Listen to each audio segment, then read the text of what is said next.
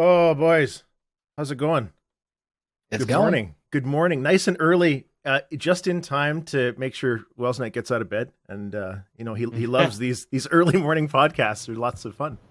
I've been up for 6 hours, man. I don't know what you're talking about. 6 hours. Oh, Yeah. that's back to the old military sleep. 2 hours sleep, and then you're good for the next 48. I'm on a mission to reset my sleep schedule and fix it so I actually go to bed when it's dark outside and wake up when it's light outside. It's going well. Instead of the opposite and shit. And yeah, instead of the opposite, instead of going to bed at 8 in the morning when my wife wakes up and waking up supper time. Oh, Yeah. good, good. And so, Karak, you got a heat wave going on in your area. Yeah. Meanwhile, here in nice balmy Edmonton, it's just a lovely, perfect temperature. It's not too hot, Yeah, not it is too not cold. here. It is not here.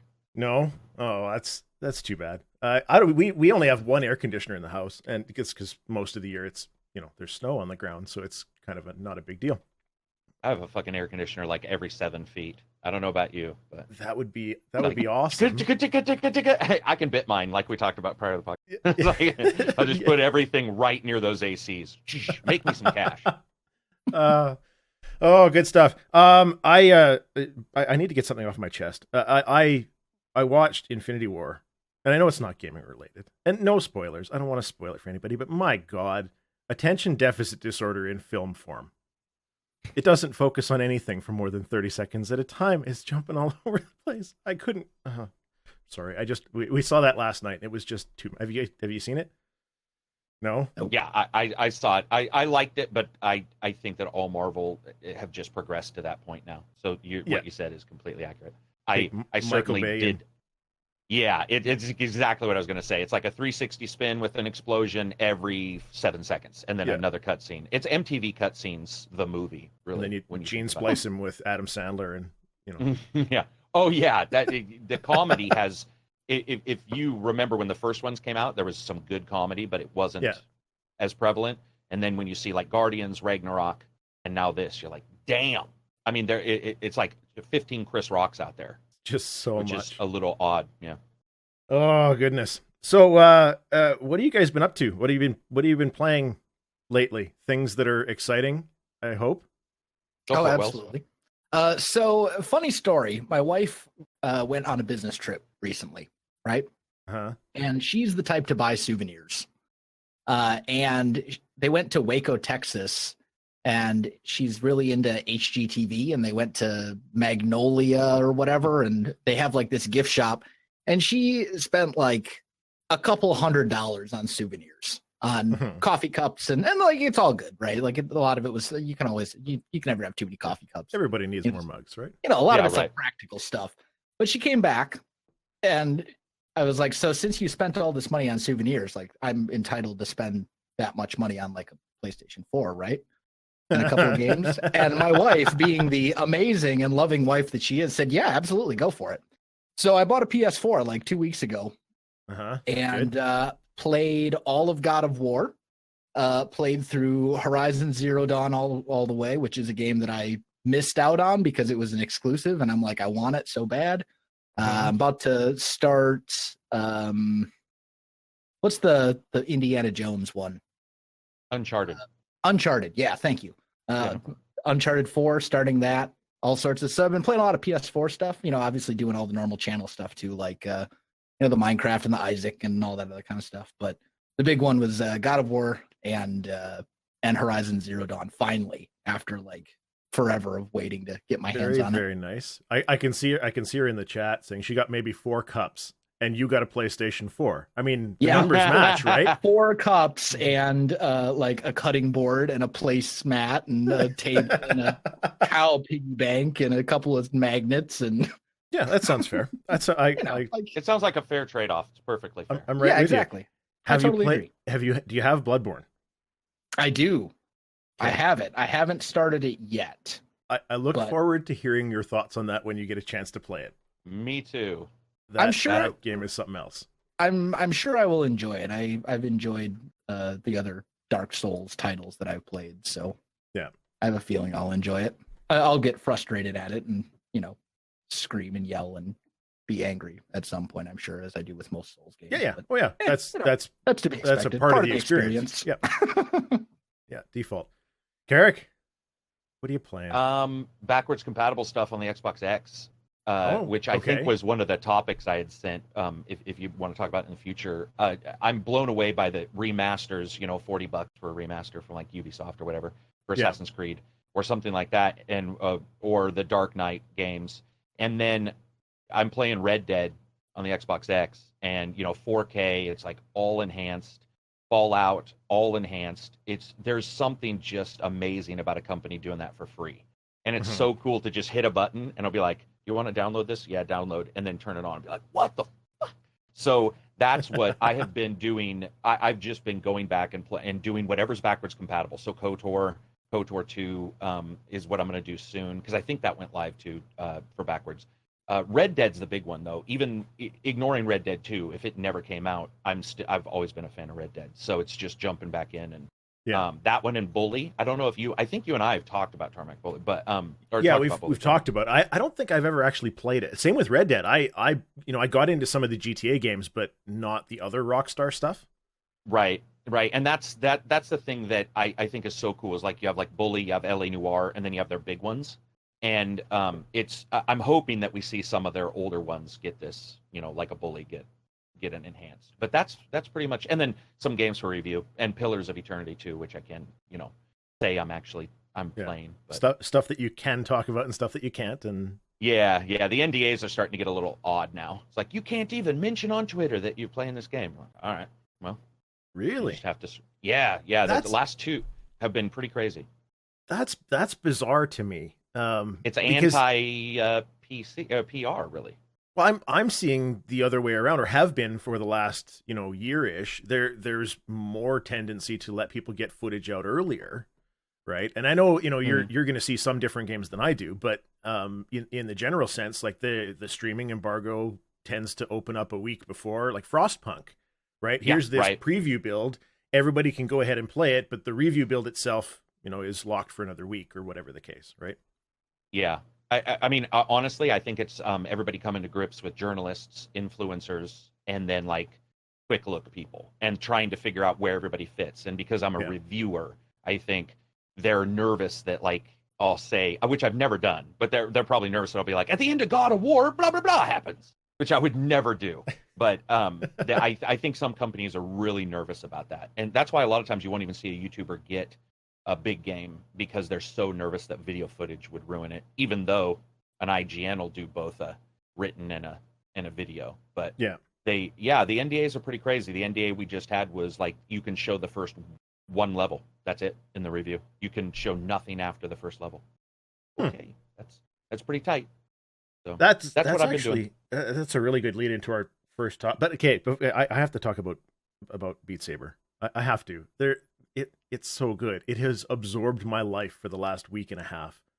Just I haven't done anything else. I played a little bit of Binding of Isaac, but that's basically it. Like I've played Beat Saber, God, at this point 3 or 4 times a day.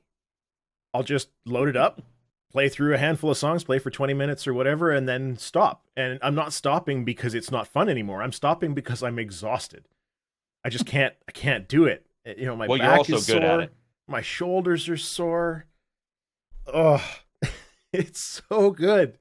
They really need to get on the custom songs thing in a hurry, though. Do you think that you're affected by being good at it?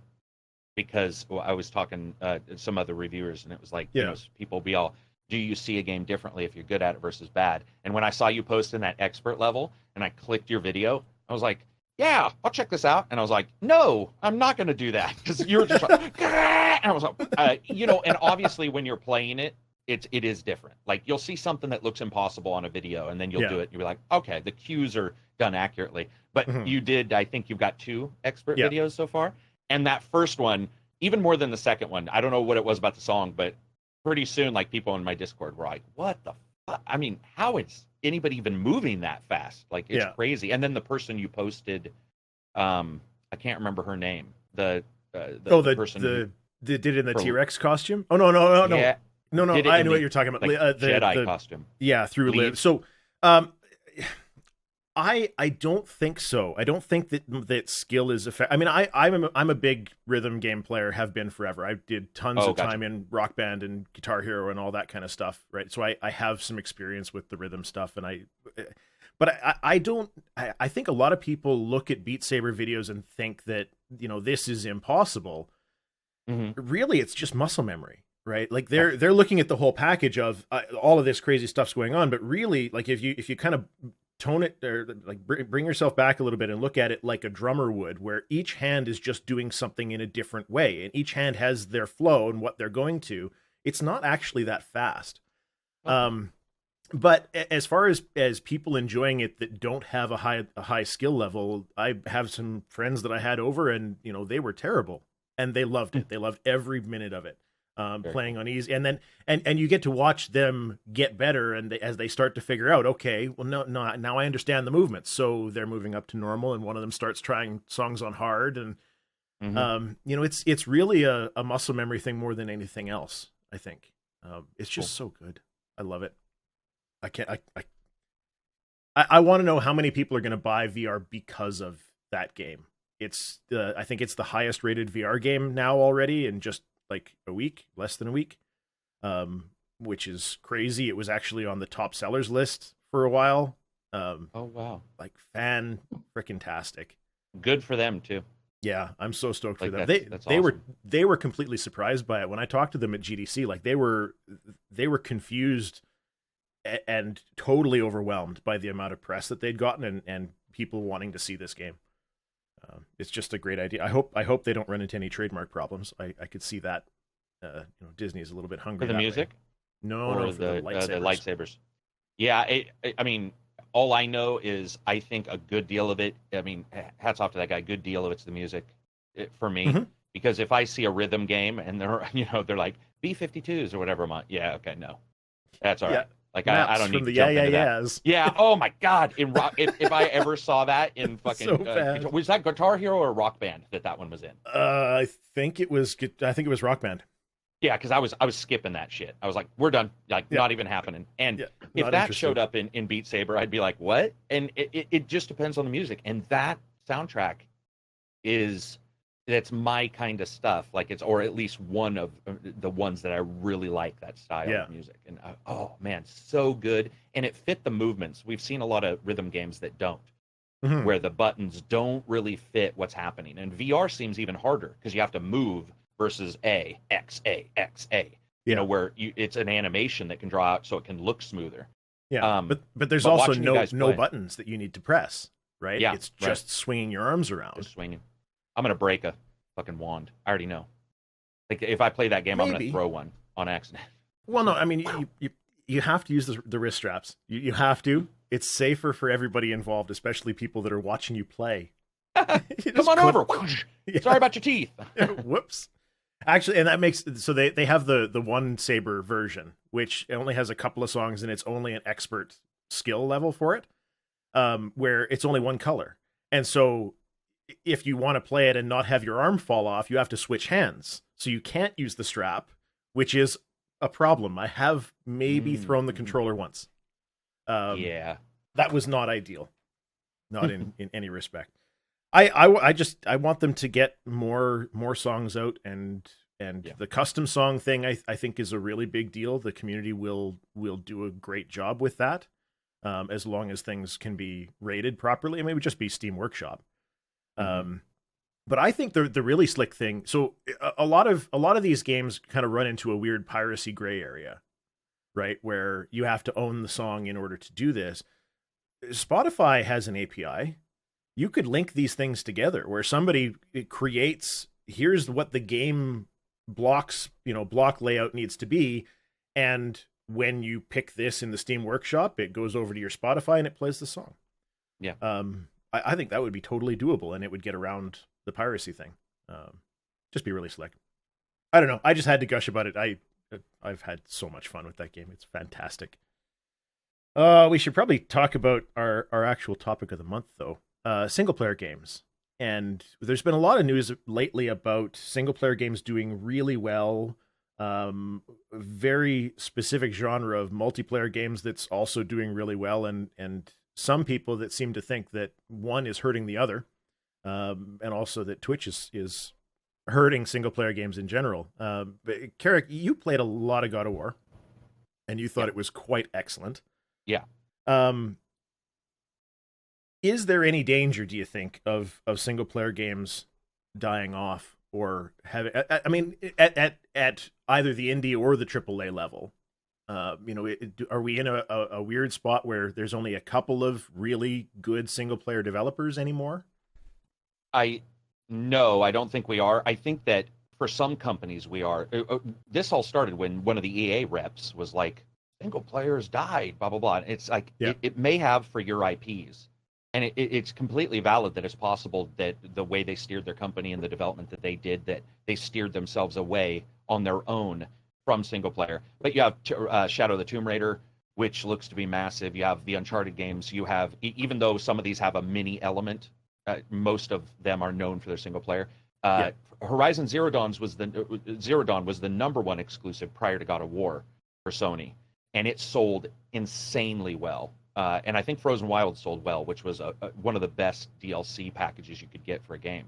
So to me, it just seems like, no, we're not. It seems like what really needed. I mean, it's a bad time, and we'll talk about that in a little bit. It's a bad time for developers. It's hard. It's hard for fans. It's hard for everybody. And I think that, honestly, it's almost like an attaboy more than anything. It's almost like you feel down. You're like, maybe I'm not doing the best job. And somebody comes by and says, no, you are. And you're like, okay.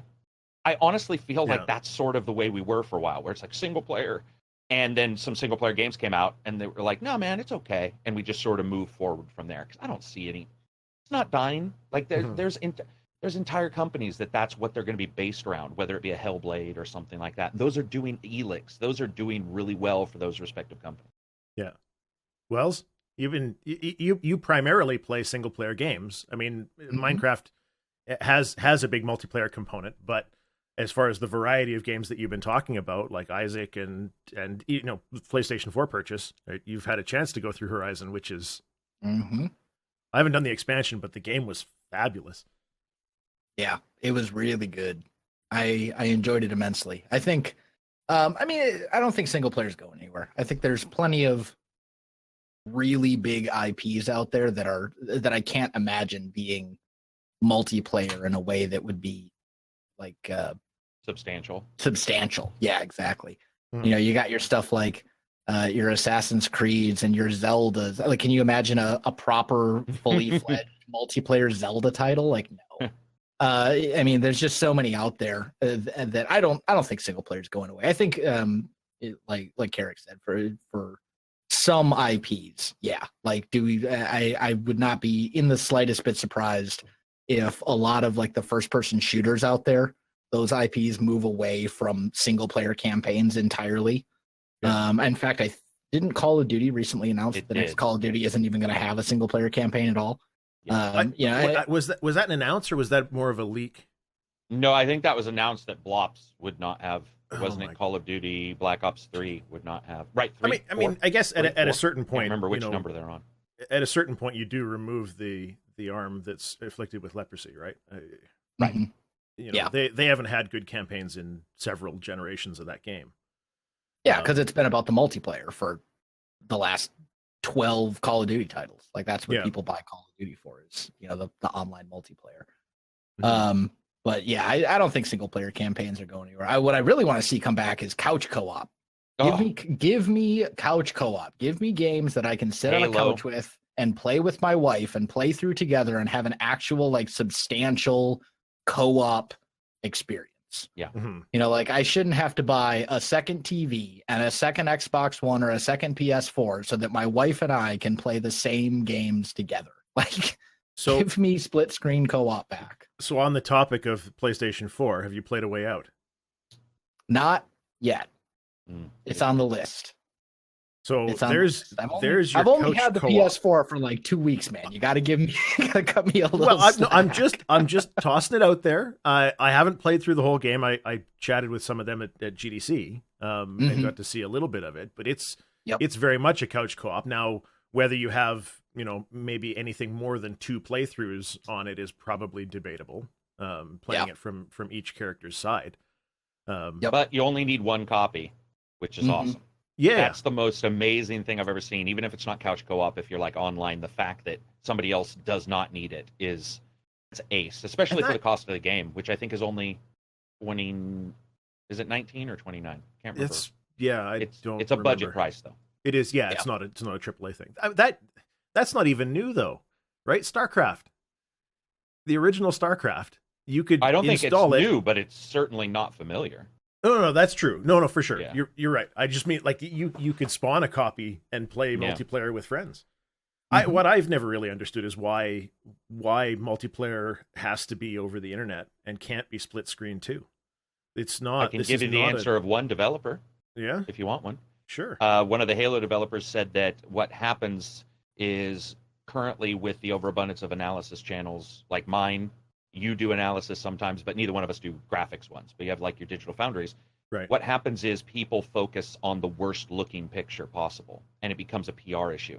And when you have, for example, and then QA is a bitch. So if you're just drawing from a single player standpoint with one screen, then you know what a grenade is going to do, regardless if a grenade hits another series of grenades. But if you have two people playing and they both throw grenades, then your draw calls for your GPU are doubled. Like all of your technical requirements are doubled. So a lot of them are a little tentative with the current, I would say, trend of saying 60 FPS, 4K. You know what I mean? Like, it doesn't have 60, it doesn't have this, it doesn't have that. And so they're like, okay, well, the way to do that then, without absolutely minimizing the graphics, is to sort of remove the couch co-op. Right. And I'm not 100% sure that's for every game, but it's certainly that 2 or 3 developers we talked to at GDC were like, actually, that's one of the legitimate reasons why technical we don't do capabilities. Yeah. No, okay, fair enough. That totally makes sense. I was having a chat with my father actually recently about business and PR and all of that kind of stuff, and I totally have to credit him with this. I didn't think about it as far as the game industry until now. Is that there's kind of this weird battle between the business side of the business and the shareholder side of the business. They're always fighting back and forth. And so the shareholder side of the business doesn't care about the games at all. All they care about is the press releases, raising the stock price, and all of that.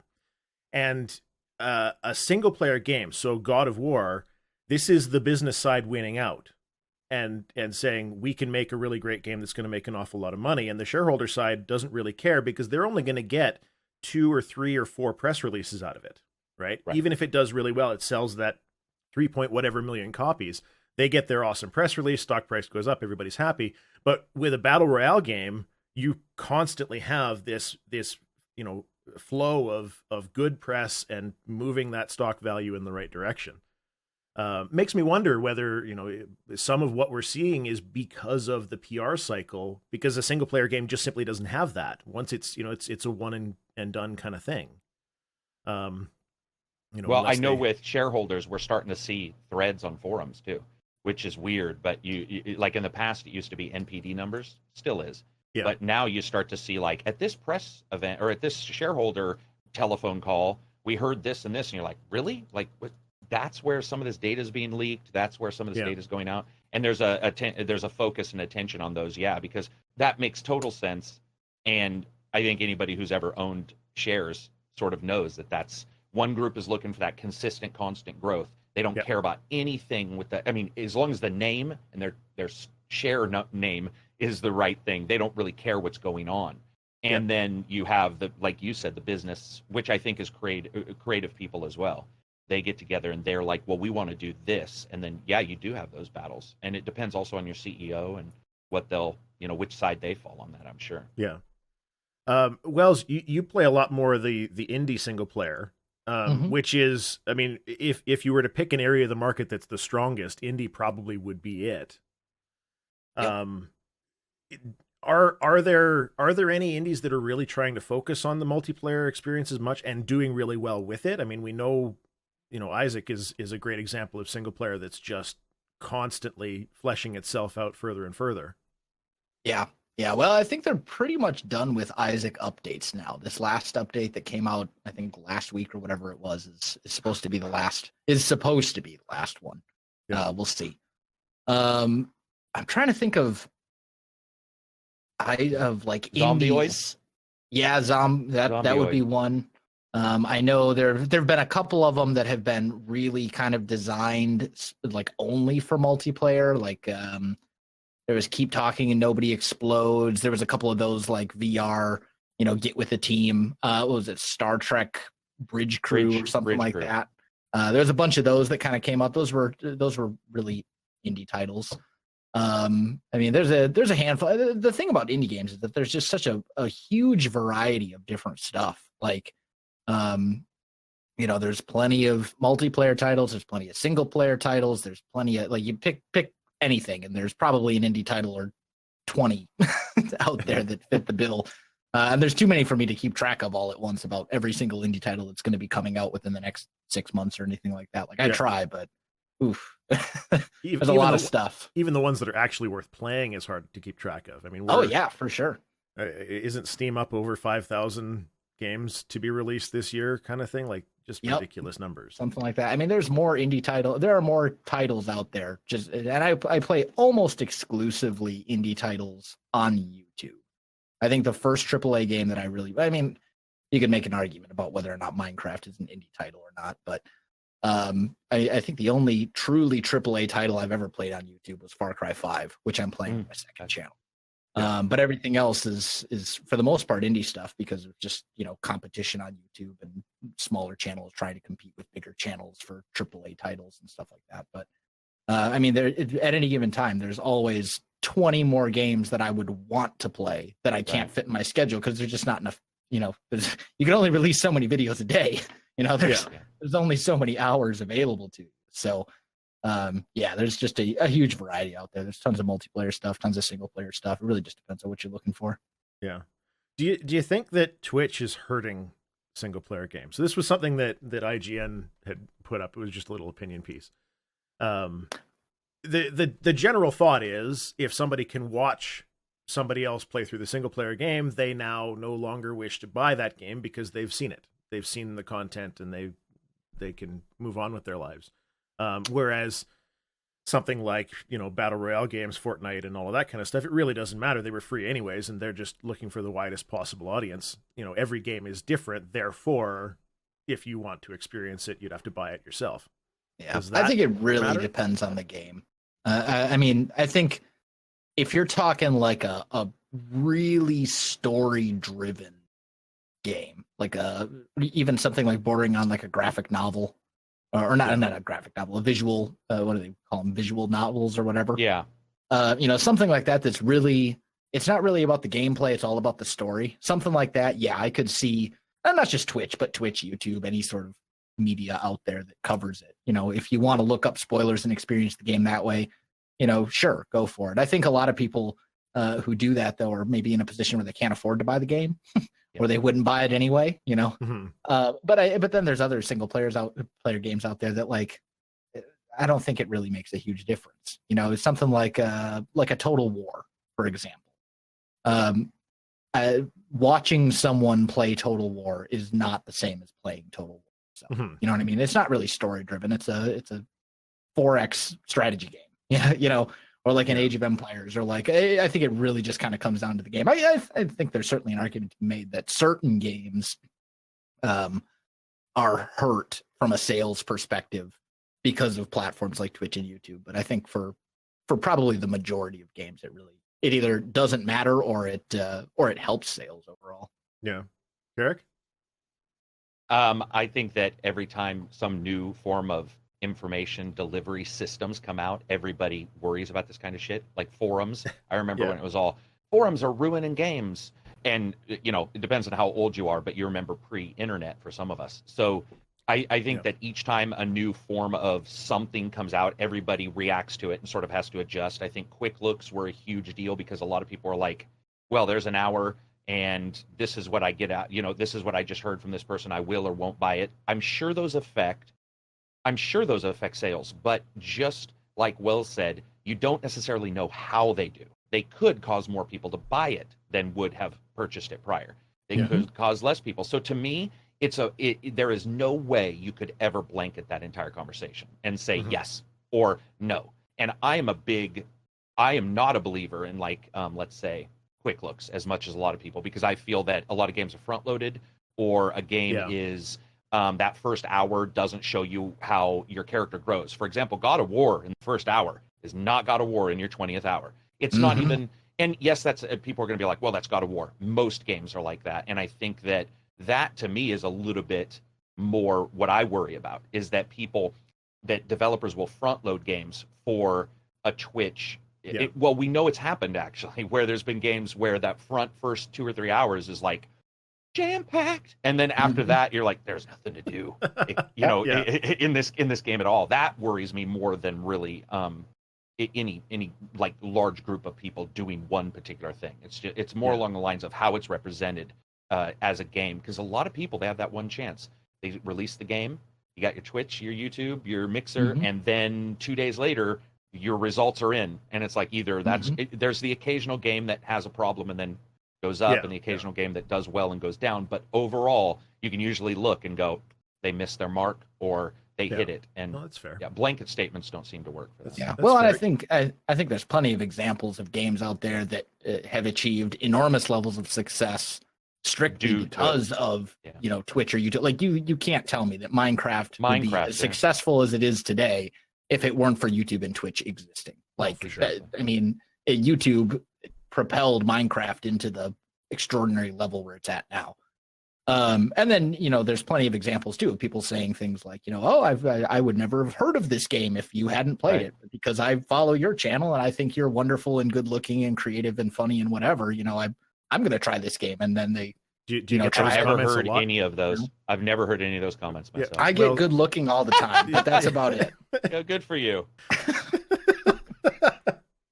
Even a game like Dark Souls, where it's not front loaded, but the second half is worse, right? Because they ran out of time or whatever. Like, it's just not as polished. There's on the flip side of that too, there's plenty of games that start off really slow, because you get the first 3 hours end up being basically a tutorial.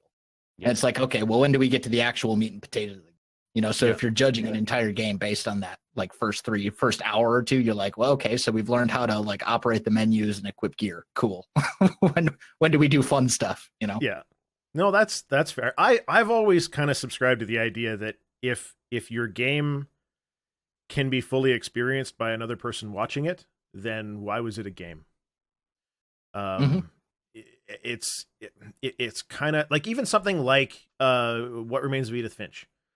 I think watching somebody else play that game would be a different experience because of how they built it, the pacing of how you personally discover parts of that story, and how long it takes you to figure certain little details out. It's not really a puzzle, but it's just kind of that mental activity of, oh, that was this guy, and okay, this is what happened, and then actually experiencing the little vignettes. The thing at the towards the end with the cutting fish heads while controlling a little top-down RPG at the same time, and you start to realize your brain just doesn't handle these two activities well. Watching that, it was totally a story game, but you don't get the same experience. I can think of a couple of games though that I've watched and thought, okay, well, I've watched it, so I really don't have any need to play it. I'm trying to think. There was a platformer a while back. Inside, that's what it was called. That was a game that I watched, I think it was Northern Lion play it, and it was a fairly short game, and I'm like, okay, well, I watched it, now I don't really have any need to play it. But then kind of thinking about it in retrospect, it's probably not a game that I would have purchased anyway, so I don't know, maybe it's just anecdotal evidence, but I think for the most part, Twitch and YouTube do more for games and game sales. I wonder if you're it. I wonder if maybe you're closer to the truth there than you even realize, is that it may not be so much that you have watched it and it was a satisfying experience, therefore you do not have to buy it. It's that you watched it and found, you know what? It didn't look that good to begin with. So if I'd have bought it and played through it, I probably wouldn't have been happy either. Right? Well, I mean, for that particular one, I mean, I really don't play platformers for the most part. And it's just not really the type of game that I would look at the Steam page and go this is a game that's right up my alley. It was one that I would kind of look at and go Yeah. Karak, are any games you can think of that you could have just watched and skipped out on totally? Probably. I don't hate them, by the way, so I just want to make sure that's clear, because we can all hate them if we want, but Telltale Games, I don't hate them because there's usually two choices, at least a binary. And growing up with Choose Your Own Adventure books, that was pretty much what you had, was like, go to page 30 or page 12 or page you're dead. You always knew page 350 was death. So it was like, when I'm seeing a Telltale game, I could probably assume that, but as Telltale has seen the effect of that, they've started to change things. For example, like Batman allows for you to go to locations as Batman or Bruce Wayne, and then you have different experiences, so you now have another split. So even I think they have sort of smartened up and said, we want some choice to be in there. But Inside is a good example of a game. I think when they're 2D platformers, there is something about 2D platformers, and I've never been able to understand this, that I would agree with Wells, that I could probably watch them and I would find myself more apt to say, okay, thanks for letting me see it. And maybe I wouldn't have got it, but that's all I needed. I think that's what usually happens is it's sort of a level of need. Do I need more data? Do I need more gameplay? Or does this fulfill both and I don't need to buy it myself? Because I saw people who saw my review of Ori and the Blind Forest, and they were like, all right, that's all I needed. I don't need to play it. I saw your review. It looked cool, but it wasn't for me. Yeah. It just all depends, man. I don't know of any game that's really a game. Edith Finch is very close. That's why I was agreeing with you, because that's a title which at first blush would certainly look like a title you would not need to play on your own. But technically, because of the way you experience things, you would have a different experience. But yeah, I think most games, if they're a game, it just depends on the person, like their money situation. We always ignore money. But fuck, man, I don't have a lot of money, so it's like $60 to me is a big friggin' deal. So it's like, a gameplay video or a review, that's a big deal, because a lot of people don't have these segmented. I've heard people say, well, I don't watch reviews, I just buy the game. I'm all, okay, well, I don't know if you're Scrooge McDuck, but I'm not. Like, I don't have that much money. I have to decide what I'm getting. I think that also comes into it. That's fair. Yeah, and I think with the review, purchase with or without watching a review too, I think it also kind of depends on the game. And if it's a game, like I can pretty confidently buy any Zelda game and be pretty sure that I'm going to love it. Like, I probably don't need to watch a review for a Zelda game, because I've played every Zelda game that was actually a Nintendo. Well, I don't remember. There was a couple of them that were a little wacky by was it Capcom or something like that. But anyway, like, I can buy any flagship Zelda game and be perfectly content without watching a review first and knowing that I'm just going to like it because that it's Zelda, But then for other games where I might be a little more on the fence, I'm going to look at a review and see, like, is this something that I want to try? Is it not? And I think the examples of games that I've purchased because I've seen a video of them and thought that looks really cool, right? Greatly outweigh the number of games that I've like looked at a review at and been like, some of the games that I've played, put more hours in, like Isaac. Isaac's a perfect example. I've put at this point 880 hours or something like that into Isaac. That's I would never. Isaac. Yeah, I know. I would never have played Isaac if it weren't for you. Like, without a doubt. That's a game that I would have looked at the Steam page and been like, this looks really stupid. I have no desire to play this. Yeah, it looks gross. It looks weird. Like, this doesn't look like my kind of thing. And then because, it became so popular on YouTube and it became kind of the staple of one of my personal favorite YouTubers, I finally decided, you know what? It's a $15 game. I'll give it a try.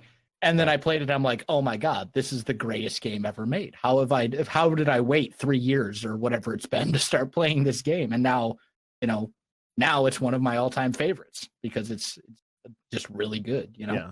The money thing has got to be huge as far as why Battle Royale is doing so well, because you don't have to pay anything for it, right? I mean, if somebody is looking at the value proposition, I can spend $40 on a game, and it's going to last me however many hours I'm going to play through at one time, right? This is your story games. How many times are you going to play through God of War?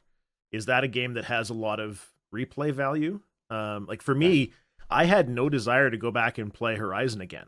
It was fantastic the first time through, but what am I going back for? DLC? Sure. New content? Great. That's awesome. Whereas something like Isaac or Meat Boy or a lot of those kinds of things where you're trying to improve yourself rather than the game itself. There's so much more value there for a long-term sort of purchase, right? Yeah, I think it really just comes down to variance. I mean, I think a game like Horizon or like God of War, that's the type of game you'll play through, you'll beat it, you'll maybe go back and do a couple of like the side quests and things like that you missed, and then you'll set it down and you'll maybe come back to it in a couple years or something and be like, you know what? I've got an itch to play God of War again. Or I've got an itch to play through Horizon again. Yeah. But then you have other games that have just an absurd level of variance, whether that's because it's online multiplayer and every match is different, or whether it's a game like Isaac because there's so many unlockables and items and like there's just whatever it is that causes your experience to be substantially different than the first time. Those are the games that you can beat and then instantly start again 30 seconds later and be like, all right, I'm going to do it again. Same with like sandbox games. You play a game, you do something, and then you just keep going because it's different every single time you play it. Those are the ones with just infinite replayability. Those are the ones that I think are the best bang for your buck, so to speak. Yeah. Okay. Fair enough. Are there any single player genres or games that you'd like to see more of? Plenty. I'd love to see more sandbox. I mean, let's just be honest. I want to see more games, just period. Give me more 4X games. Give me more RPGs. Give me more sandbox games. Give me more, you name it. Throw it at me. Everything except for sports games. Okay, fair enough. He's like the person who says he likes all music but country. A funny story. I actually am one of those people who likes all music but country. But country, yeah. Just the way you were describing it, I was like, I have this feeling. Yep. For me, I would say that I think I'm happy with what we're getting. We get like indies, we get B level, and we get AAAs. I would like to see more B level games, but I do understand that. So you'll get an indie who then gets bought by AAA, like a Microsoft buys Ori, right, or Cuphead, and then you have to go, is it still indie or is it, And then you have AAA developers who get bored with that industry and become indies, like Double Fine or something like that, and then they have their own explosion and they become a weird conglomerate, and you never quite know what to call them. So B is the most interesting to me. You're like Elix, and I know people are probably just going to be like, he likes fucking Elix, but I did have some bugs with it, so I had some issues when it first came out, but it's such a weird, different game. It's a B-level game. It's a Piranha Bytes game, which is going to be buggy. And I like the B-level stuff. I love, like, Devolver Digital or Deep Silver, maybe sometimes not so much a Deep Silver, but I like their B-level stuff. People probably won't like this, but IGN just did an article stating Technomancer leads the charge to the new B-level games. I'm not necessarily thinking Technomancer was the best example for that, but I was not B-level. I was, but I understand why people weren't, and I liked it just because it was different. Sometimes I'll gravitate towards that, but I love B stuff. Any of those Hellblades, which I think Hellblade, you could argue was like almost AAA, but not AAA, pseudo AAA. I love that shit. I love it because they're the ones, I was talking to on Jim Sterling's YouTube, they're the ones that are, so an indie may not have the money to do what they want, where a AAA may not have the guts to do what they want. But a B-level game maker, they're like in the middle. And so sometimes you get the things that nobody else will risk or nobody else has the money for. And that's when, to me, there's some magic there. There's some magical B-level games.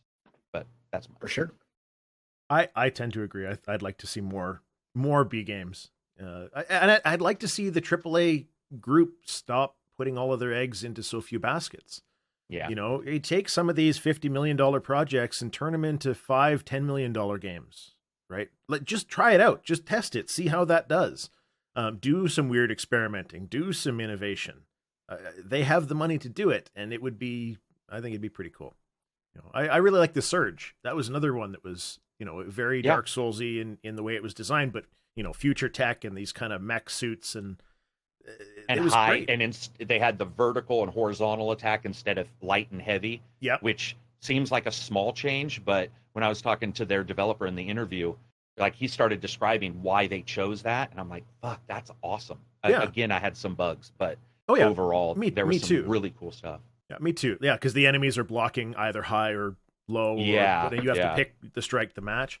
Yeah, it was very cool. Very cool. You know, that does seem to be where all the really good innovation is coming from. All right. I think we've kind of exhausted that topic. But before we get into other things, let's take a brief break. Hear a little bit of music. We'll come back in and we'll do some other topics, some news and shenanigans that's going on in the industry, and then we'll talk about upcoming games that are exciting. So we'll be back shortly. Please don't go anywhere, and enjoy a little bit of tunes. All right, we're back and ready for some more news. Actually, let's talk about the Twitch thing, the bounties program. I didn't know very much about this, but Wells pointed out that there's a fancy new thing going on Twitch, which is basically a way of doing sponsored content, but kind of like a classifieds board almost. Like the developer X can say, okay, we want to have somebody play our game, and we're going to pay them $100 as long as they get this many viewers, or as long as they meet whatever certain requirements. Do you want to give a bit more of a synopsis of it? Because as I say, I'm not as familiar with what's going on.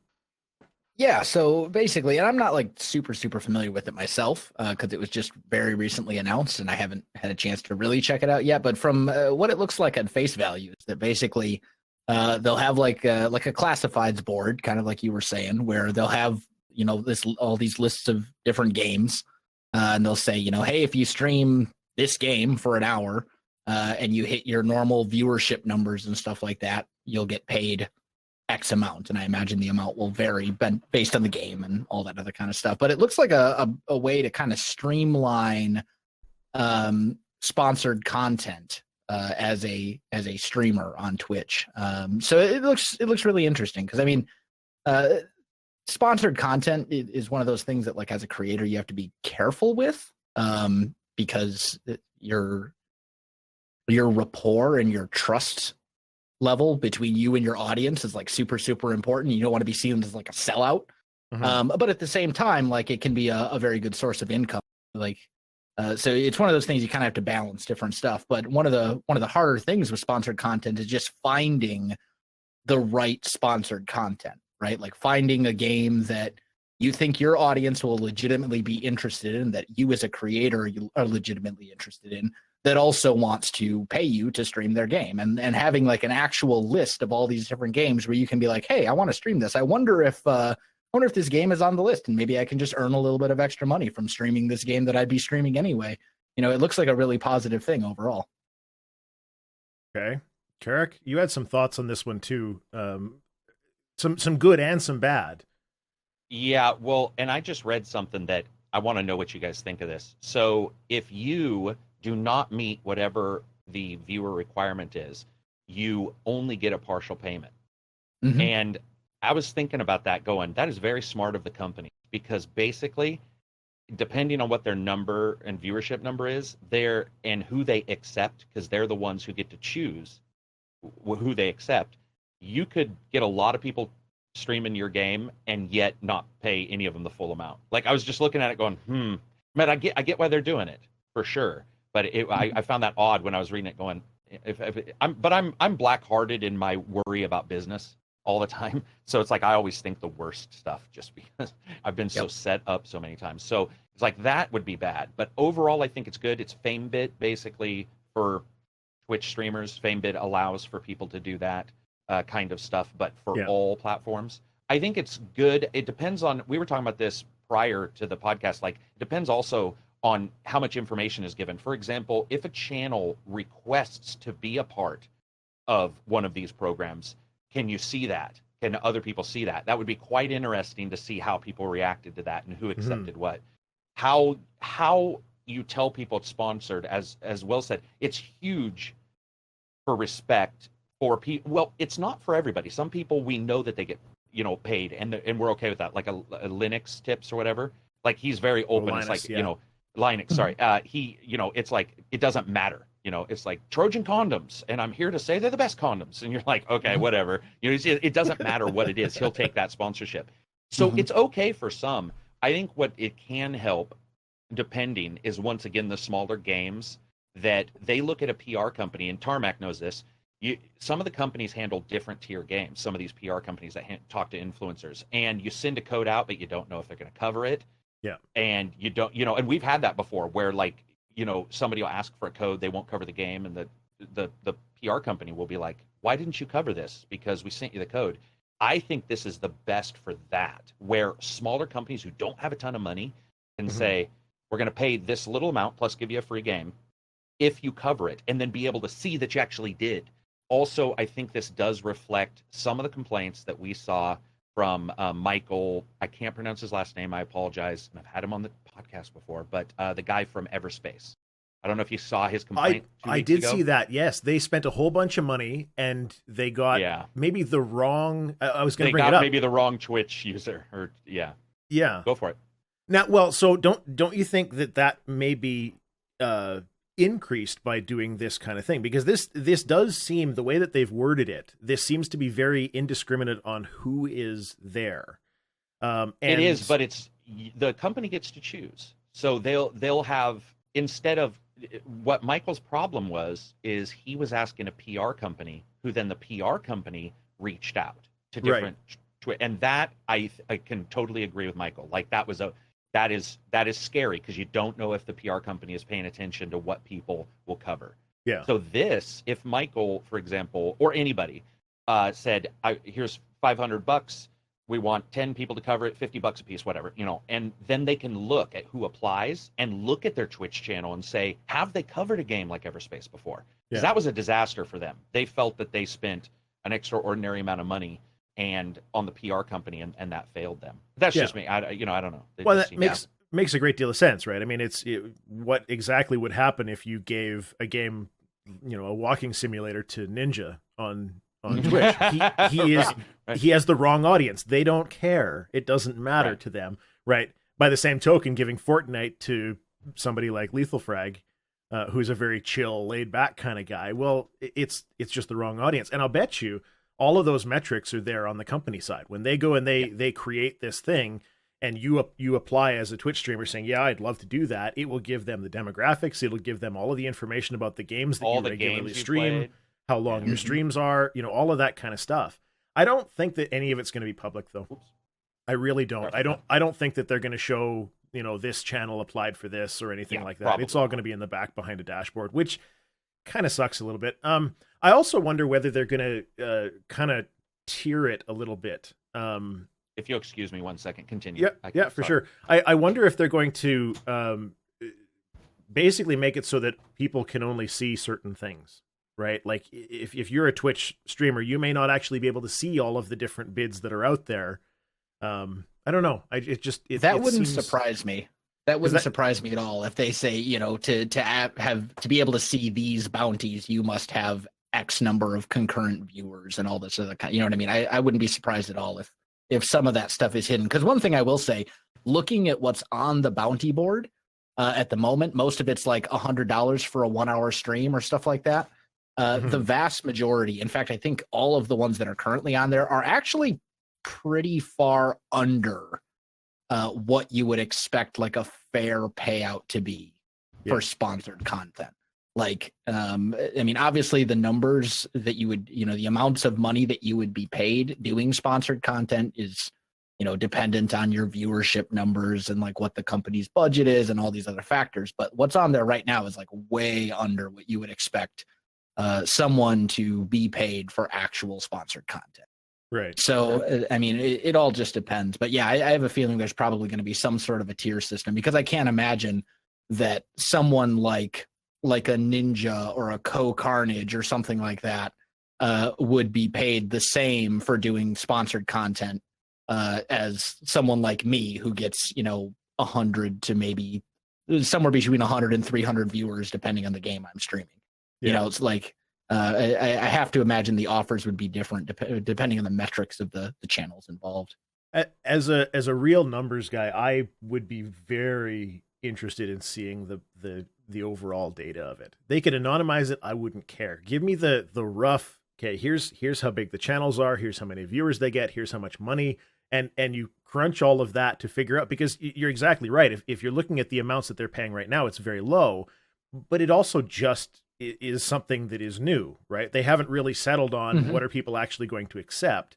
And as time goes on, those numbers will approach much closer to what is, realistic.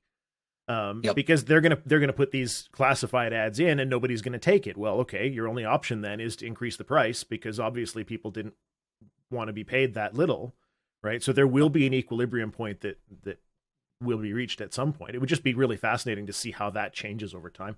Yeah. Well, and to some extent, I think the convenience of it is just, almost to some degree warrants the lower payouts as well. If it's as simple as looking at a list and picking a couple games off the list, and that's basically all you got to do, like that's way easier than getting in touch with a rep who then, you trade emails back and forth and you work out a price and like all, working out an agreement for sponsored content can be something that takes, a couple of weeks or whatever it may be. So just the convenience of it can be really nice. And it might just be one of those things where you'll see streamers saying like, okay, well, I'm going to stream this game. Let's just look and see if it's on the list. Oh, look, it is on the list. I guess this will be a sponsored stream then, because, why not get paid a little bit extra? So I think we'll just kind of have to see how it all shakes out in the long run. Yeah. I worry about sponsored stuff. I don't know. It's so hard to trust it. It's all about how you do it though. Like it's all about it also depends on the type of content you're doing. Like if you're a reviewer and that's your primary thing, and you're doing sponsored reviews, like that's a whole different animal from being someone like me who's a Let's Player and doing sponsored Let's Plays. You know what I mean? Yeah, because they're not there to see the game; they're there to see you, right? It's right, or maybe they are there to see the game, but they're not necessarily there for my review of the game to say like, this is a good game, you should get it. By the way, they're paying me, X amount. But like I've done sponsored content in the past. There was a game called Creativerse, and I was, Minecraft is kind of my like main thing, and Creativerse is in that same vein. And Creativerse approached me and said, hey, you want to do we'd like to offer a sponsored series on our game, and if you do X number of episodes and the episodes gets X number of views, we'll give you X amount. And what they didn't know is that Creativerse had kind of been on my list of games to play for like a year anyway, and I just hadn't gotten around to it because, recording schedules and stuff like that. And I'm like, so you want to pay me to do something that I've been planning to do anyway? Sure, sign me up. And my audience loved that series. It actually became one of the more popular series on my channel. And it was a great success. And there weren't any restrictions like you're not allowed to say this, that, and the other thing or anything like that. It was just I think in those situations, like it's totally fine to do sponsored content. On the other hand, if you're doing a review and they're like, by the way, we'll pay you for a good review, like obviously that's a huge ethical and moral issue, it's really just like common sense. I don't think there's anything inherently wrong with sponsored content. The problem comes from doing sponsored content in an unethical or immoral way. Well, that makes sense. Did they say at all how Twitch is getting paid? Or they're taking a cut, I'm sure. It was not mentioned in the It wasn't, yeah. It wasn't. But I imagine Twitch is going to be taking some sort of a cut as the middleman.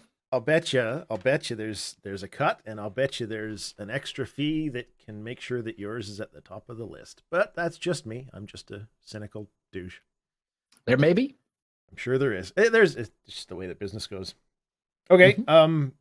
NVIDIA, they were being cynical douches too. Their wonderful partner program, which actually it didn't. So it did MSI and Republic of Gamers, and I thought it was more than just those two that actually had to split off the video card lines for AMD because of this weird, shifty GeForce partner program. And Dell and HP got really angry at NVIDIA and said, no, we're not going to do that. We're not going to play your game. So basically, the NVIDIA partner program was a way of trying to lock manufacturers' brands into exclusivity with the NVIDIA chips. And there were some ways of penalizing them through, not being able to buy inventory on time, a lot of that kind of shady stuff. And this all came out through various leaks. And very recently, I believe it was actually yesterday, NVIDIA said that they are closing the GeForce Partner Program, and it has nothing to do with any of the rumors or leaks or messages that or misinformation, I think maybe was the term that they used, that was out there about this program. I don't know that there's really a huge amount to discuss on this. It's just companies being shitty, getting called out for being shitty, and then stopping being as shitty, really. But it seemed a reasonable news Do you item. think there's any connection whatsoever to the crypto mining inflating the GPU prices and NVIDIA seeing that and figuring that somehow by doing this, it also helps them? Is there any connection at all that you can see? Maybe in timing. Maybe just seems odd. Maybe in timing, where they figured if they were going to do it, what better time than when the blame on high prices and difficult to find processors or GPUs is residing outside of NVIDIA. Yeah. Everybody was blaming the miners. Well, all these cards are too expensive. So I don't know. I'm not sure that there would be maybe maybe there's no real financial boon for them doing this at this time. But it just seemed odd timing to me that they were so big into it that they were demanding companies change their entire branding for entire lines of video cards, and then they're like, oh fuck, by the way, Friday news, just for a second, we just want to tell you that we're completely kiboshing that entire program. It just seemed really odd in its time. That is fair, and because the crypto market has been increasing again lately. So I mean, it could have been related to stock issues. It could have been, saying, okay, well, we can't sustain the purchasing levels and supply issues and stuff like that for now. So because the cost is going up, so what we're going to do is artificially find a way of limiting our suppliers or our buyers to the most loyal buyers that we can find, and we'll give them all of the benefits. I mean, I guess that could be for sure. It does seem a little bit coincidental. I'll certainly grant you that one for sure. I don't know. I just want to know what the new GPU, the new flagship NVIDIA GPU is going to be priced at, because like I'm running a 980 in my PC right now. Yeah. And it's starting to kind of show its age a little bit. The way it's going, it's looking like I'm going to have to pay as much for a GPU as I did for that entire PC. Like for a car. Yeah. Dude, a used car. Man. It's $3,000 for the Titan 5 right now. Yeah, it's absurd. Like, and I just bought a used car, You're buying another one, buddy. It's like, God, man, like the cost just needs to drop at least to some level, because I just can't justify shelling out, a couple of grand for a card. Like it's, oh man, it's killing me. Insane. I agree. Okay. Not a whole lot to discuss on that really. It's just, again, something to be aware of. NVIDIA kind of got caught a little bit on being jerks. It exists. This FTC thing. So apparently in the United States, putting a warranty is void if removed sticker on your board is illegal. Not necessarily just the sticker itself, but the concept of somebody basically not doing something to their machine. Just, removing a sticker is a very simple act. It doesn't change the physicality of the machine. But what they were doing is they were putting these all over the inside of the consoles. And as soon as somebody does anything to it, now you don't get your warranty anymore. And the FTC said, yeah, no, you can't do that. So 30 days, fix it. Mm-hmm. I'm pretty stoked about this, and I hope that the FTC is going to go a little bit further, because this is that whole right to repair argument. This is the John Deere tractors and their DRM nonsense that has been going on for years, right? You take a look at some of the teardowns of the Nintendo Switch. The battery is basically glued in. Yeah. Mm-hmm. Right. Not quite, but it's like it's a sticky thing that holds it in. And you have to peel this off to get the battery out, which, while you're bending your lithium battery and possibly puncturing it, right? This can end your good day in a very real hurry. Mm-hmm. I want to see more of this. I love the aftermarket stuff. I love the cracked consoles and homebrew things and all that. Yeah, there's a gray market piece to it too, but I don't know. I think if you bought something, you should be able to do with it what you want. Well, I have a question though. because I don't know about this, by the way. I don't know, or at least very much about what you're talking about right now. But my question is, are they saying that it's just illegal, or are they saying that a company has to foot the warranty for somebody fucking around inside their system? Because I'm not 100% sure. I believe it's the company's fault if somebody smashes the wrong RAM into their fucking socket, which we've seen happen before.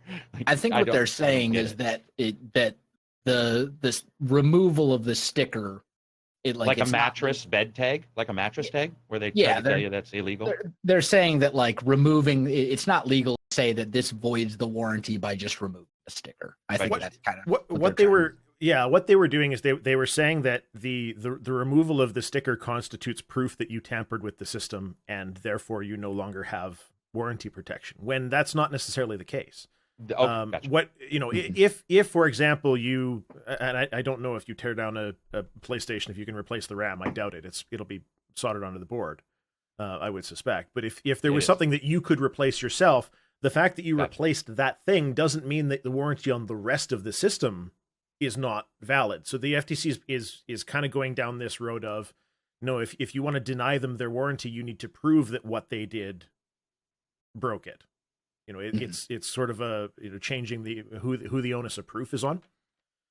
I don't know. I'm just fascinated by the whole thing because we've seen such a resistance on it in every other place that it's ever been discussed on being able to repair your own gear, or in the case of because what they're really fighting here is not the end user going in and soldering something on the board. It's when you take it to a repair shop and they fix something for you, right? That you can no longer expect any kind of official support. You're screwed now. So, I don't know. Another thing I wanted to bring up, but boy, I'm kind of striking out on the discussion topics, aren't I? So I'm not, because I'm still questioning this. Again, I don't know what we're talking about exactly, but first of all, is it consoles? Yes. Okay. So yes, this is Microsoft, Sony, and Nintendo that have been issued a warning letter from the FTC on this. And are putting, I'm assuming it sounds like they're just slathering fucking stickers inside their consoles. I don't know because I haven't taken an Xbox One apart or anything. But what my question is, if you do take it to your repairman, right, and they repair it, wouldn't you take it back to the repairman to repair whatever went wrong the next time? And if you did have somebody in there who isn't a certified Microsoft technician, are we saying that they should still uphold the warranty? My understanding is that it's a move against the third-party repair shops, where you have to be this special licensed sort of thing in order to offer a warranty service. Okay. I don't know. Because I see what you mean by an anti-consumer, obviously, but at the same time, I don't necessarily know if I'm not a big believer in the protectorate, like where the world protects me from me. Sometimes I'm a dumbass. I fuck my stuff up. Nobody else should pay for that but me. So it's like, that's what I was trying to figure out, is where that line is being drawn. I'll throw an example out. So you've got your Xbox One, right? And your kid steps on it or something like that and breaks the CD tray. Well, that's obviously not a warranty issue, right? So you take it into a third-party repair shop. He swaps in a new CD drive, and you're back to everything being great. And then the CPU burns out, totally unrelated on its own, right? Because you have had this repaired at a third-party shop, Microsoft will say, sorry, you're boned. We can't help you. And the FTC is saying that is not enough for them to say your warranty is void. You can't simply remove somebody's warranty because something was done to the system. You have to prove that what they did to the system is what caused the problem in the first place, right? That third party interaction is what actually caused the issue. There's keep a lot in more mind it's it's hinged on the stickers as well, right? They're basically saying that like you can't say that the removal of this sticker means that the warranty itself is void. Yeah, it makes total sense. That's like removing the sticker on the CD drive is not going to void the warranty on the CPU. Right. No. Like that's basically what they're saying. And generally, in electronics, that warranty void if removed sticker is usually placed on something that is potentially customer replaceable, right? They're not going to stick it on the board itself that you can never there's nothing. They put it over top of a screw. That the only way to get that piece out is by unscrewing and removing the sticker. You know what, Gnome? Let's fucking let's get ourselves a small manufacturing shop and make some counterfeit stickers. There you go. That's a business decision right there. That's the way to do it. Stick it to the man. Beat the system. All of a sudden, just selling the stickers back. Be like, fucking take it apart. We don't care. We got like 8,000 stickers. We'll sell you, man. I could open up a little shop on Zazzle and sell those to people. I'm gonna do it. Yeah. No, that's cool. I get that. I understand. I wonder if we could pay Twitch streamers to advertise the stickers. Well, Zazzle. I mean, there was just that big controversy about some YouTubers getting caught doing advertisements for like a company that would write your school essays for you and stuff like that. I saw that a couple days ago. What? I didn't really understand what was going on.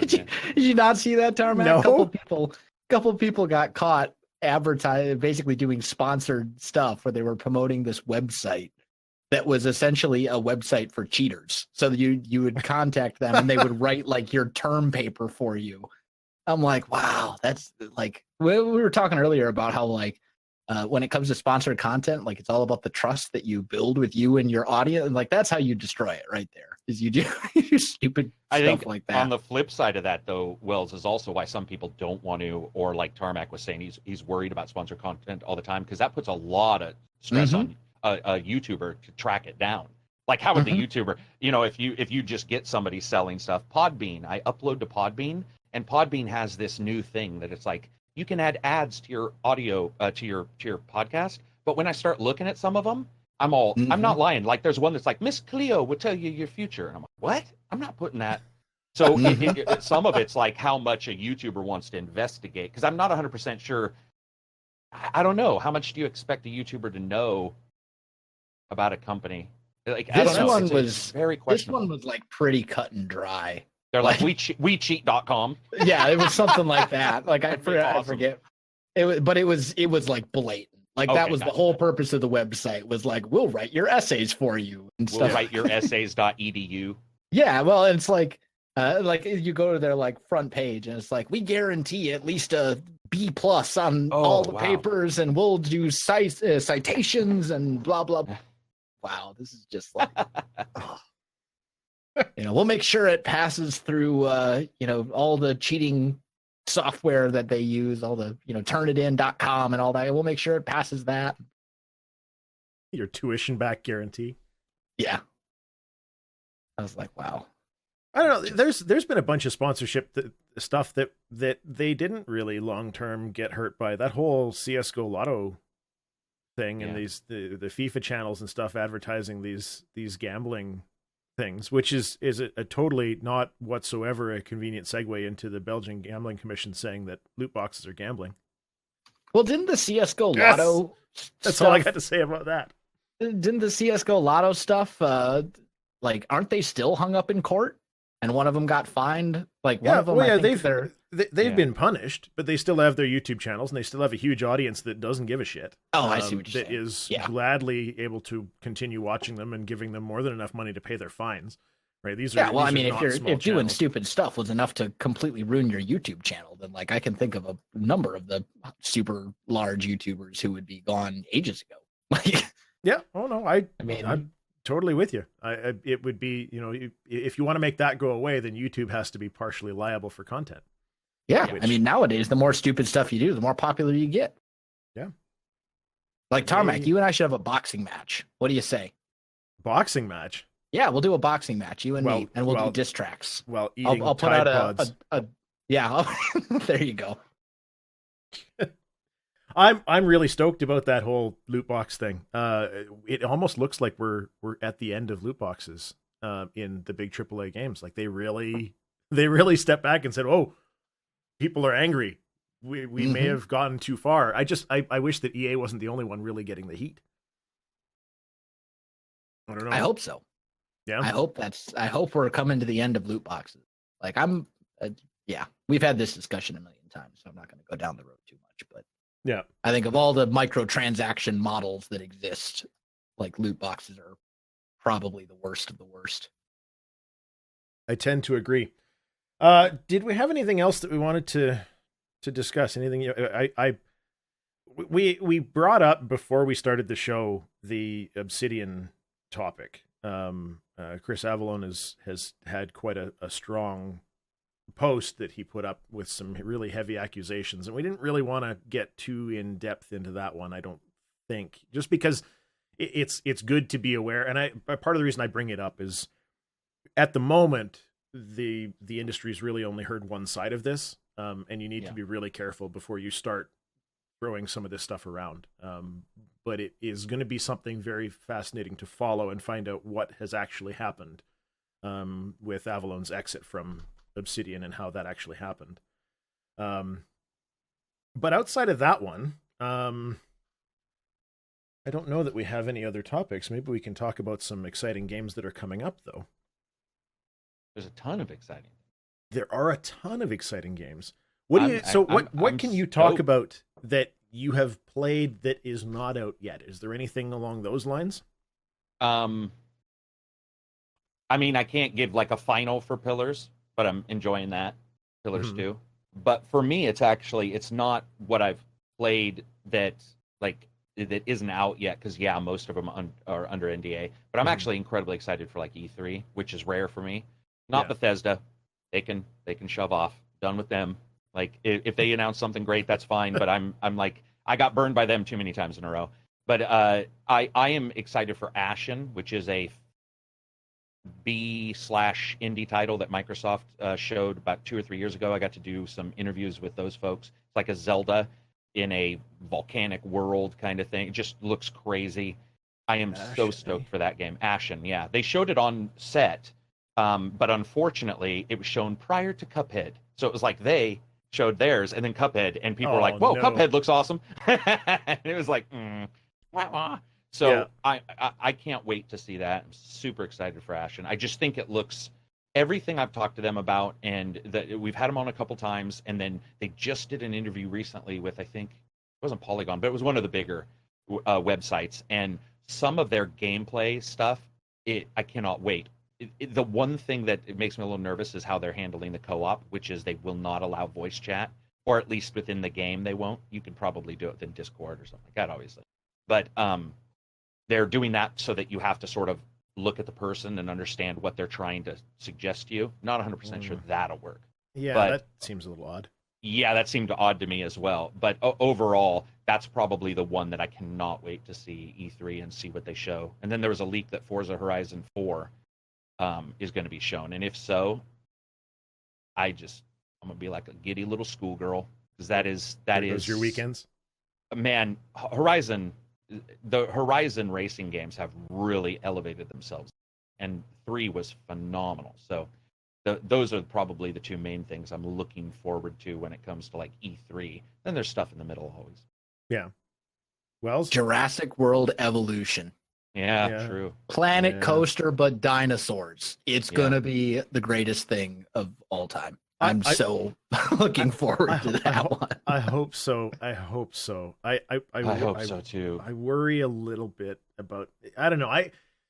I worry that it's going to be light, that they're the really heavy detail and getting into the nitty-gritty of everything won't quite be there.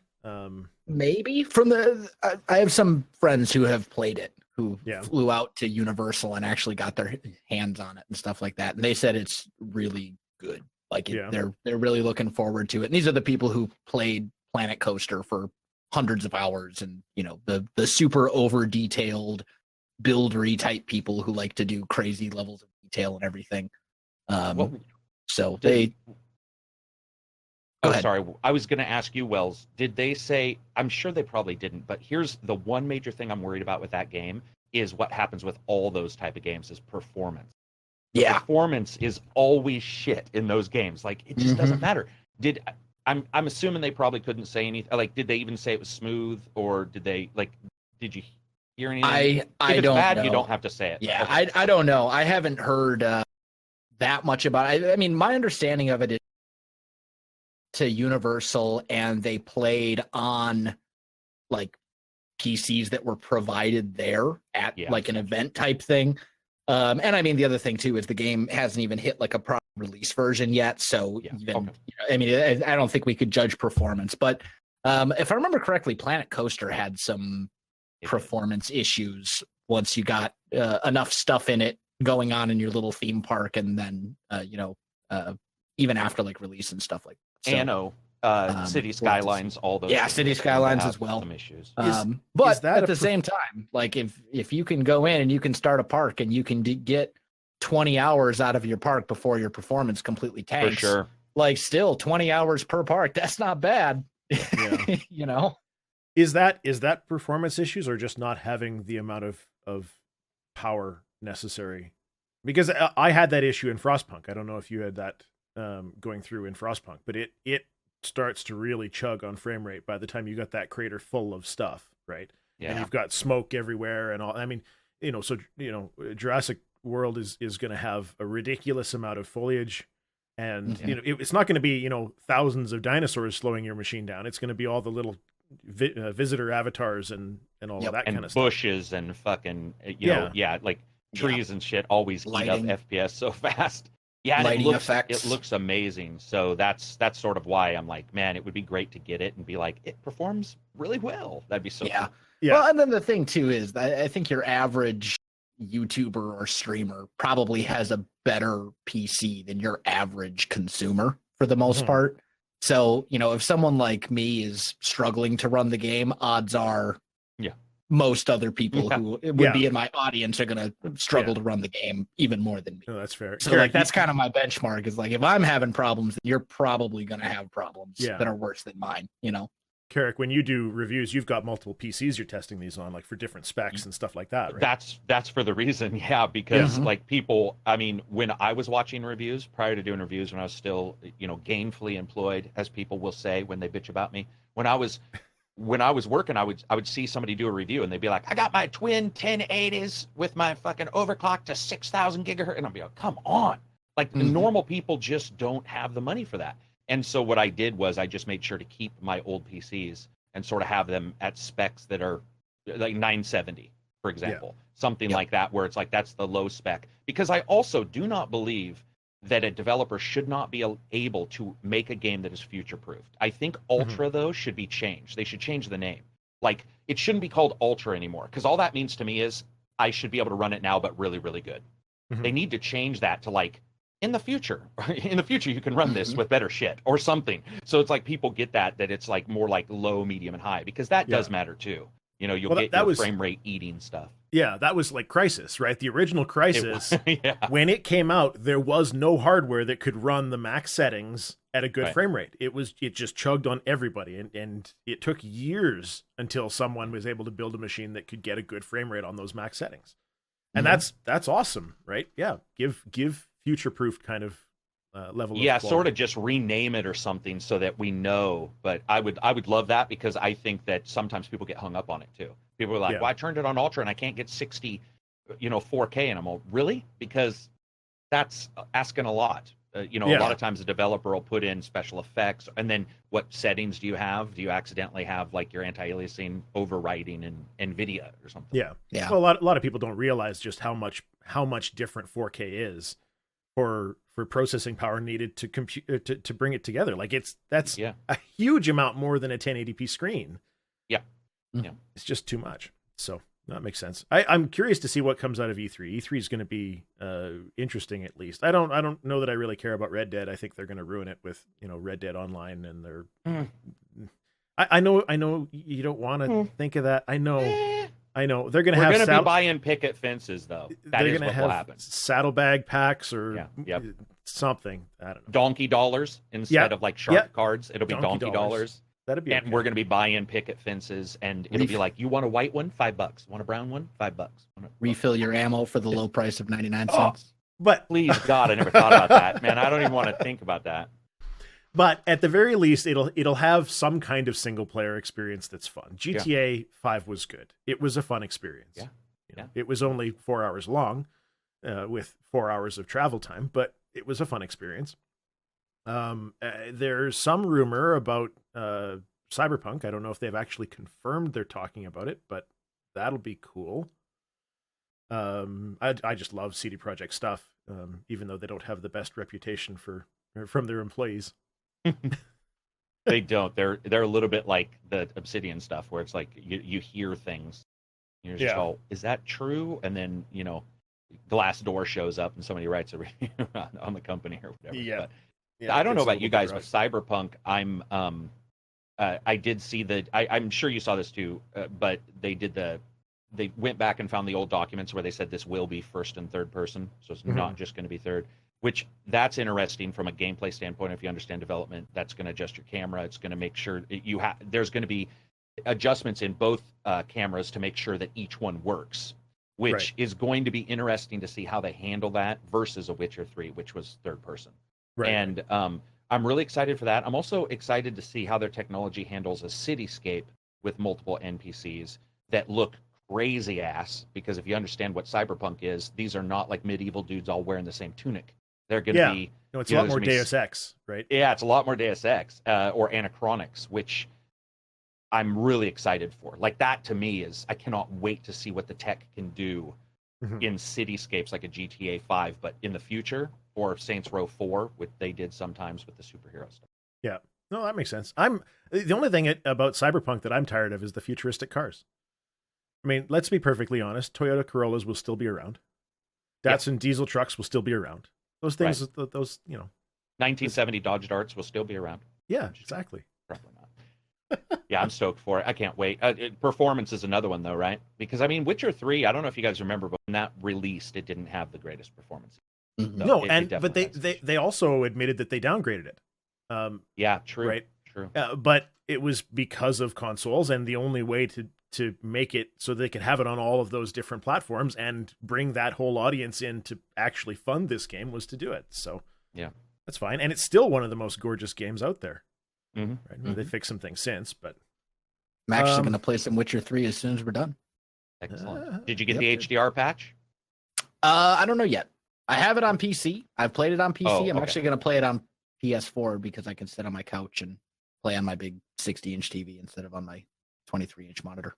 So we'll see. We'll see how I might, if the frame rate's like super bad, I might have to go PC Master Race and switch back to the PC. We'll see. Yeah, you get that beginning scene of Geralt in a tub. You'll enjoy that on the 60 inches.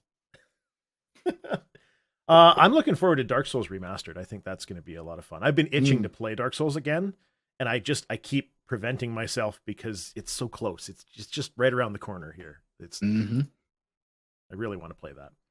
And is that 30 FPS, 60 FPS? I believe that it's a 60 FPS bump.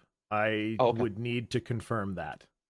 They added some better lighting and some better textures and some of that kind of stuff. I just figured, if you have the option, playing Dark Souls now or playing a remastered in, a few weeks, just wait, play it again. Yeah. So, any other exciting games coming up that I have missed out on? I mean, I totally missed out on BattleTech. I probably shouldn't have.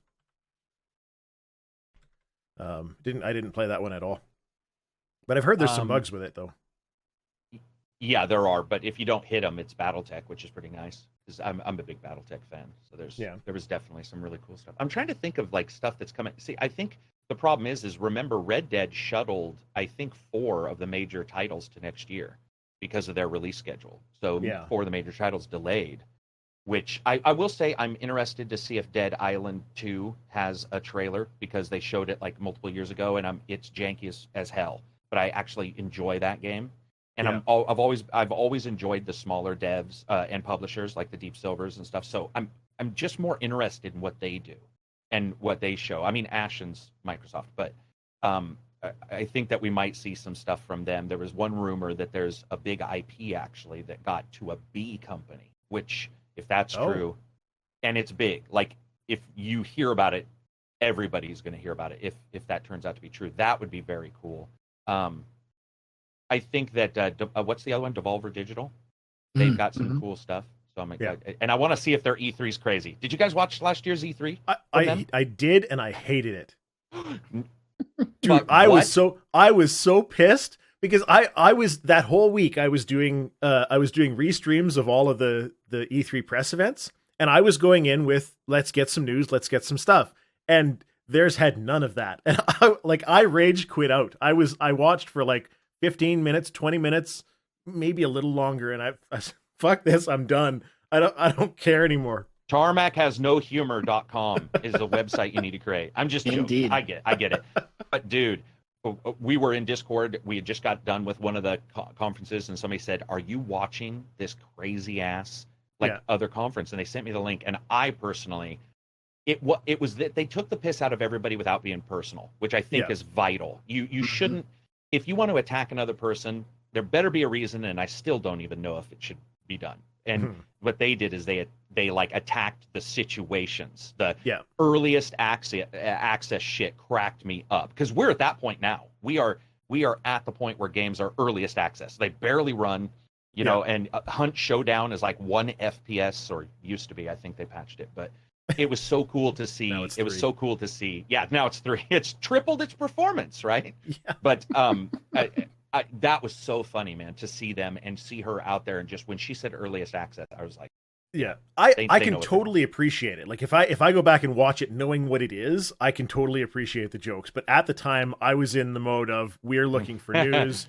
We're looking for new things, and what the fuck is this? This doesn't. I don't understand. See you getting mad. I've never seen you get mad, so it'd be sort of interesting. It would have been cool if you had recorded it. I was not happy.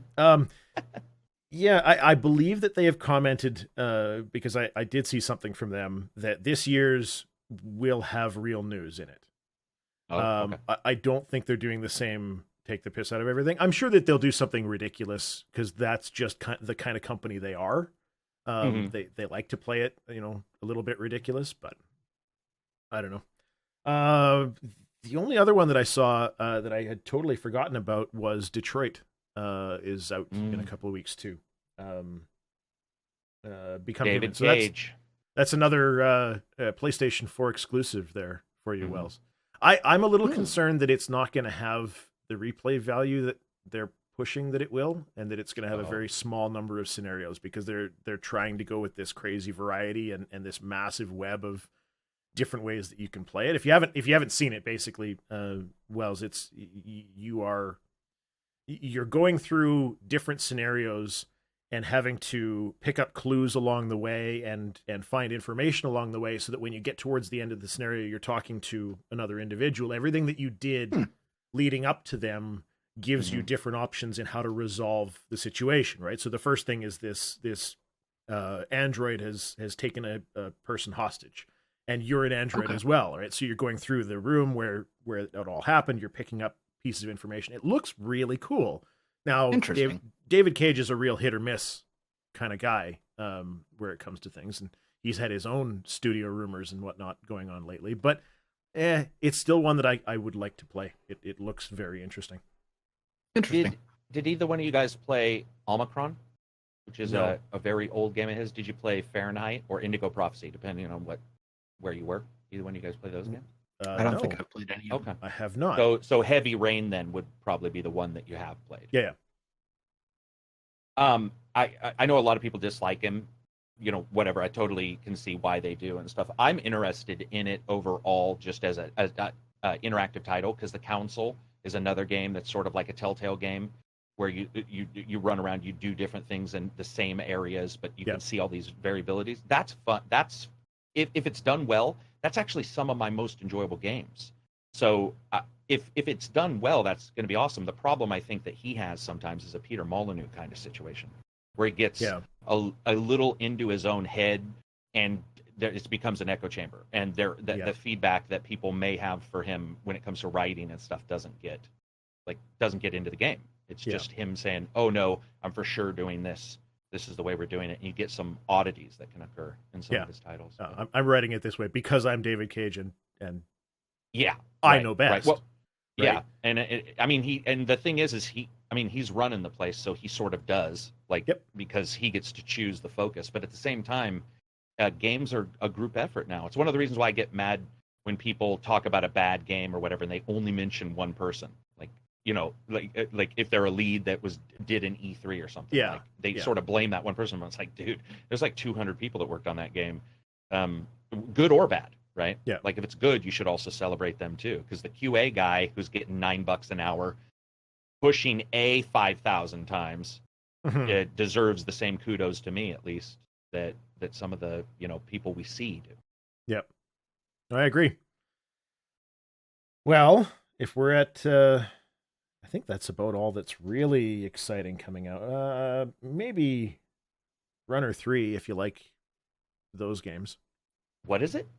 Runner 3, Bit Trip Runner and those sorts of things. So it's Gotcha. just a one button game, but I don't know. That was just another one that I was familiar with. I think we're about done. So why don't you give us a little bit of synopsis of what you're up to over the next little while, what you got coming up, and then we can all get on with our lives after the show's over. Go for it, Wells. Well, let's see. I am still playing Minecraft. I'm still playing Isaac. I'm still playing Far Cry. Not much has changed since last month. That's also my plans for the foreseeable future as far as content creation goes, and I'll probably be here next month as well when Tarmack reminds me the night beforehand that we're supposed to do this podcast thing every so often. So that's awesome. Yeah, I mean that's basically the plan.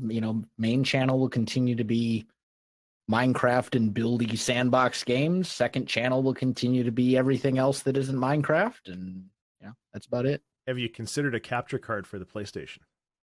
I have a capture card. Oh. I have not yet used the capture card, despite the fact that I have had the capture card for about 6 months. Then you should totally capture your first playthrough of Bloodborne. Oh, dear God. I'm just saying. Maybe. I won't rule it out. It is a possibility. I've been sitting on that Elgato for like 6 months because I bought it when I bought the Xbox One a while ago. Yeah. And then I just never got around to actually setting it up. The first playthrough is always more entertaining to watch than the second. Yeah, when people are coming to grips with all the weapons and stuff. It's pretty Oh, shit, what's happening? I don't understand. Karak, you got tons of content all the time, so... Yeah, it's going to be Pillars of Eternity 2's review is next week, and then Justice. Oh, jeez.